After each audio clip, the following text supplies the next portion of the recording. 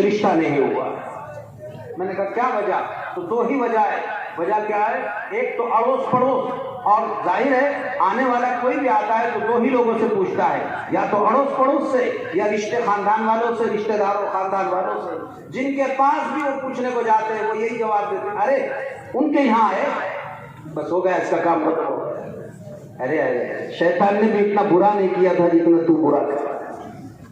تو یہ بولتے وقت بھول گیا کہ تیرے پیٹ میں بھی اللہ نے بیٹیاں دی ہیں، تجھے بھی تو ناتے نواسے پوتے پوتیاں ہیں۔ آج یہ دنیا عدل بدل کی ہے، آج تو کسی کا گھر برباد کرے گا، اس کی نحوست سے تیرا گھر کبھی آباد نہیں ہونے والا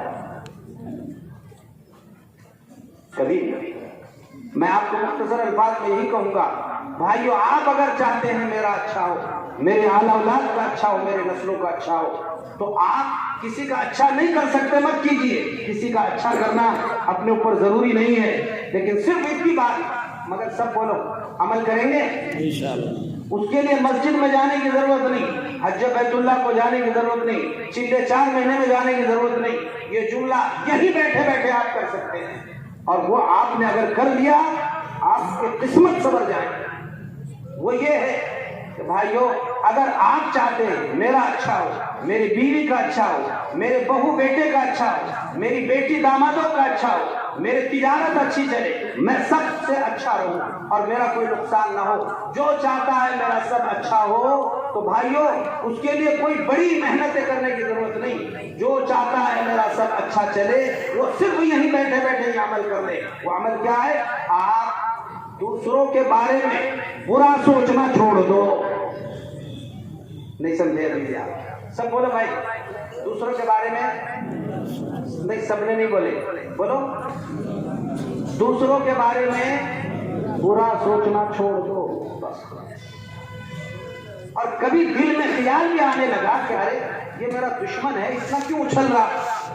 اگر دل تو کبھی مانے گا نہیں، تو دل کو سمجھا دے تو اچھلا کودا بھی، تو مر بھی گیا، دفن بھی ہو گیا، تو تیرے وجہ سے اس کا تو کچھ برا ہونے والا ہے؟ تیرے دفن ہونے سے کیا فائدہ ہے؟ تیرے جلنے اٹھنے سے کیا فائدہ ہے؟ یہ منافقوں کی علامت ہے جو دوسروں کے بارے میں اس طرح کہتے ہیں۔ قرآن نے کہا ہے کہ منافقین کیا کرتے تھے؟ عضو علیکم الانامل۔ اے پیارے نبی، تم کو تمہارے صحابہ کو دیکھ کر، بولو کون؟ منافقین کیا کرتے ہیں؟ انگلیاں ایسے توڑتے نہیں، عورتوں کی عادت ہوتی ہے انگلیاں توڑنے کی، اسے کہتے ہیں عضو علیکم الانامل، تم پر انگلیاں توڑتے ہیں۔ اللہ کا جواب سنو، اے جلنے والوں، اے اوٹنے والوں، اے حسد کرنے والے منافقوں، اللہ جواب دے رہا ہے، یہ اللہ نے جواب دیا۔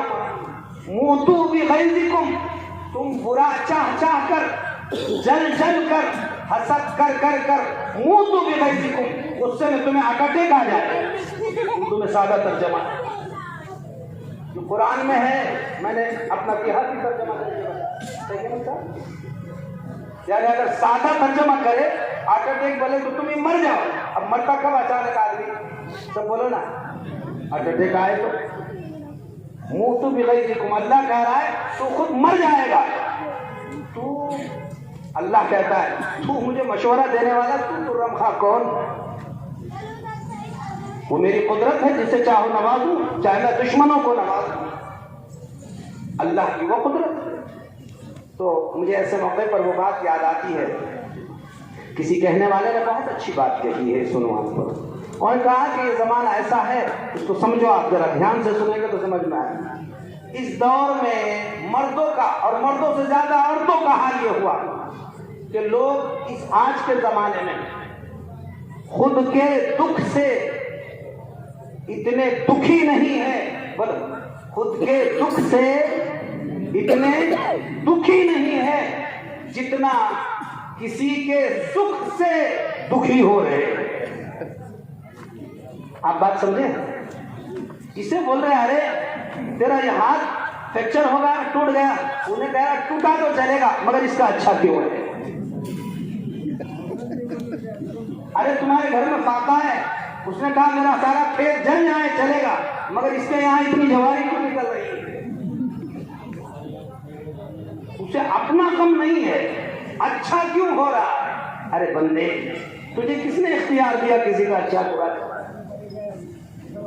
ایسے کتنے ہی چیلے چیختے رہے، وہ مشہور ہے نا، چیل کے چیخنے سے بھینس نہیں مرتی۔ میں سمجھتا تھا یہ کوئی مثال ہے، لیکن مجھے بعد میں پتا چلا کہ یہ حقیقت ہے۔ یہ ایسے حسد کرنے والے کتنے ہی چیختے رہے، ان کے حسد سے کبھی بھینس، جن کا اللہ کو اچھا کرنا ہے ان کا اچھا ہونے والا ہے، وہ تقدیر کے فیصلے ہیں۔ اسی لیے اپنے کو بالغ ہونے کے بعد نہیں، مکتب میں پڑھایا گیا والقدر خیرہ و شرہ من اللہ تعالی، میرے ساتھ اچھا ہو یا برا سب بولو کس کے طرف سے ہو رہا ہے؟ اب ایسے میں کہیں لوگ خود کے دکھ سے اتنے دکھی نہیں ہیں جتنا کسی کے سکھ سے دکھی ہو رہے ہیں۔ خود کا تو کوئی غم نہیں، کسی کی ٹانگ پکڑ کے کھینچنے کا ہمیں کوئی حق نہیں دیا گیا، کوئی مسافر اللہ جانے وہ جانے، مجھے اپنی فکر کرنی، اپنے میں جا کر طے کرو، انشاءاللہ کچھ ہو جائے، موت آئے مر جائیں گے، لیکن کسی کا حسد جلن اور برا نہیں چاہیں گے انشاءاللہ۔ اور یہ بھی سمجھو اگر اپن نے کسی کا برا چاہے تو میرے برا چاہنے سے اس کا برا تو نہیں ہونے والا ہے، لیکن یہ برا چاہنے والے کی موت نہیں آئے گی جب تک اللہ اس کا برا نہیں کرے۔ سنو حدیث سنو، میں ایسے ہی نہیں بول رہا ہوں، حدیث سنو، مجھے زمانے سے تلاش تھی اس حدیث پاک، یہ حدیث ملی، حدیث میں ہے، بھائی ذرا دھیان سے سنو، توجہ کرو۔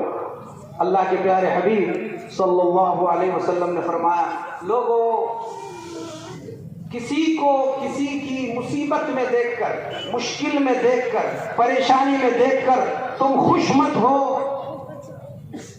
وہ حدیث کا موٹا موٹا ترجمہ یہ ہے، لوگوں تم کسی کو مصیبت میں دیکھ کر بولو خوش مت ہو، کیا مت ہو، سب بولو خوش مت ہو۔ تم کسی کو مصیبت میں دیکھ کر خوش مت ہو سکتا ہے وہ اللہ سے گڑ گڑانے کی برکت سے اللہ اسے مصیبت سے پار فرما دے گا، لیکن تمہارے خوش ہونے کے نحوست سے اللہ تم کو اس مصیبت میں گرفتار فرما دے گا۔ اللہ سب کی حفاظت۔ یہ میں نے ایک حدیث کا مفہوم بیان کیا۔ اصل میں دیہاتوں میں یہ بیماری بہت پھیل رہی ہے، لوگ کہتے ہیں صرف کورونا وائرس، میں نے کہا کورونا وائرس اتنا نہیں پھیل رہا ہے جتنا حسد کی بیماری پھیل رہی ہے۔ کورونا سے صرف مر رہے ہیں، حسد سے لوگ جہنم میں جا رہے ہیں۔ ان ساری باتوں کا خلاصہ یہی تھا، وقت آپ کا بہت زیادہ ہو گیا اور مختلف موضوعات پر مختلف باتیں آپ کے خدمت میں آئی۔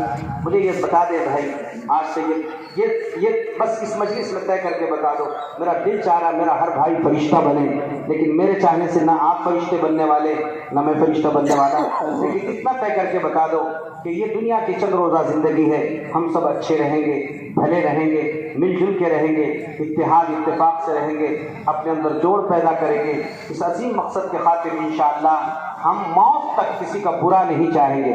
ایسا نہیں برا چاہنے میں کون کون برا نہیں چاہے گا بھائی؟ اللہ تعالیٰ قبول فرمائے۔ بلکہ میں تو کہوں گا وعدہ کر سکتے تو وعدہ کرو، کیونکہ یہ اتنی بڑی دولت ہے کہ کروڑ روپیہ اگر میں دے کر جاؤں تو آپ کا اتنا بھلا نہیں ہوگا جتنا سکون آپ کو دوسروں کا برا نہ چاہنے سے اللہ نصیب فرمانے والا ہے۔ عورتوں کو بھی گھروں میں سکون ہی سکون ہوگا، ہم کو بھی۔ اور ایسی مجلسوں کے بعد ہم خاص طور پر عزم ارادہ کر لیں، جو باتیں ہوئی اس کو مذاکرے میں لیں، اپنی اصلاح کی فکر کریں۔ بستی میں جہاں جہاں اس قسم کی خرافات ہے، ان باتوں میں آنے کے لیے چند باتوں کی فکر کریں۔ چھوٹے بچے جتنے مکتب ہے یہاں مکتبوں کو آباد کرو، ہر گھر میں ہر مسجد میں مکتب ہو۔ مکتب ریڑھ کی ہڈی ہے، آنے والے دور بڑے کٹھن ہے بھائیوں۔ اور اسی میں یہ بات بھی سن لو، میں نے جیسے حرام اور ناجائز کی کمائی کے متعلق بتایا، یہ جیسے بس اوقات اب سیاست کے اکھاڑے آتے ہیں اور الیکشنوں کے ماحول آتے ہیں، لوگ رات کے 2-2 3-3 بجے تک دروازہ کھلا رکھتا ہے اور یہ سمجھتے ہیں کہ کوئی میرے گھر میں یہاں تک آ جائے، جس کی جتنی بولی بول، جتنی بڑی بول، یہ اتنا ہی بڑا ایمان کا سودا کرنے والا بنتا ہے۔ یاد رکھو، صاف صاف بتا رہا ہوں، آنے والے دن بڑے کٹھن اور خطرناک ہے۔ کون کس سے ہے مجھے کسی سے لینا دینا نہیں، لیکن ایمان کا سودا ایمان کے ساتھ وعدہ کرو ہم اپنے ایمان کا سودا نہیں کریں گے انشاءاللہ۔ ایسے پیسے آپ کو ایک لاکھ روپے بھی دیے تو دھیان سے سنو، ویسے پیسے آپ کے گھر کی دیوار تو دور کی بات ہے، آپ کے گھر میں جو بیت الخلا ہے، بیت الخلا کی دیوار دور کی بات ہے، اس بیت الخلا کا بھانڈا بٹھانا بھی حرام ہے۔ یہ رشوت ہے کہ تم رشوت لو اور ہم جس کو چاہ رہے ہیں اس کو تم ووٹ دو۔ اگر کوئی ایسا کرے تو گھر کا بھانڈا جو پیخانہ کرنے والے ہیں وہ بچھانا بھی حرام ہے۔ اور ایسے کسی ہاتھ میں لیے ہیں تو 3 مرتبہ ہاتھ کو بھی دھو لے، ورنہ کہیں یہ ناپاکی چہرے پہ پھینکتے وقت چہرے کو کالا نہ بنا دے۔ یاد رکھو میرے بھائیو میری نصیحت، میں بہت درد آپ کے سامنے رکھتا ہوں۔ آج ہم نے ایمان کے سودے کر رہے ہیں، یہ اس وقت حالات کہاں سے کہاں جا رہے ہیں، آپ کے ایمان کے لالے پڑ رہے ہیں، آپ کے دین ایمان کے لالے پڑ رہے ہیں، اور ہم تیرا میری اور مفاد پرستی میں پڑے ہوئے ہیں۔ اور جب سود اور مہینہ بچت گڑھ اتنی منحوس چیز ہے تو یہ ایمان کا سودا کرنے والے کتنے برے ہو رہے ہیں۔ بالکل ایسے موقع پر بڑی بڑی دعوتیں ہوتی ہیں، اس کا ایک لقمہ حرام ہے۔ یاد رکھو، میں فتویٰ دے کر جا رہا ہوں، آپ دارالدیوبند کے دارالفتہ سے منگا لیجئے کہ اگر کوئی مفاد کے خاطر کھانا ہے، آج بھوکے کتنے گھر بیٹھے ہوئے، کوئی پوچھ رہا ہے کسی کو؟ کہیں راشن نہیں ہے کتنے گھروں میں۔ کمال تو یہ ہے کہ سال بھر خدمت کریں تب پتا چلے، ورنہ یہ ہے کہ ہم صرف اپنی پارٹیاں بچانے کے لیے اگر اس طرح کرتے ہیں تو یاد رکھو یہ پیسے ہاتھ میں لیے تو چہرے پر پھیرنے سے پہلے 3 مرتبہ دھو لو، کہیں اس کی نحوست سے چہرہ کالا نہ ہو جائے۔ میرے یہ جملے دوہرا دو، میں نے بھیڑ میں بہت بڑی مجلس میں سب کو چونکا دینے والے یہ جملے عرض کیے، اور میں نے کہا کہ بھائیو کھلواڑ مت بناؤ، اپنے ایمان کے سودے مت کرو، اتحاد اتفاق محبت مودت سے رہو، ساری قوم اور ملت کا جس میں مفاد ہے اس میں جڑے رہو اور حق کام کرو اور حق کام کے خاطر جیو، یہی ہماری زندگی ہے، ورنہ یہ تو بہت بڑا نقصان ہے۔ اور پھر یہ ایسا خطرناک نقصان ہے، اگر ہم نے ایسی غلط حرکت کر دی اللہ کے دربار میں جواب دینا بہت مہنگا پڑنے والا ہے۔ بہرحال ان ساری چیزوں کے ساتھ میں 5 معمولات دے رہا ہوں، وہ لوگ سب عمل کریں گے اب بات ختم ہو گئی یقیناً، مگر یہ 5 باتیں اہم ہیں، ہر مجلس میں دی جاتی ہے، آپ بھی عمل کریں۔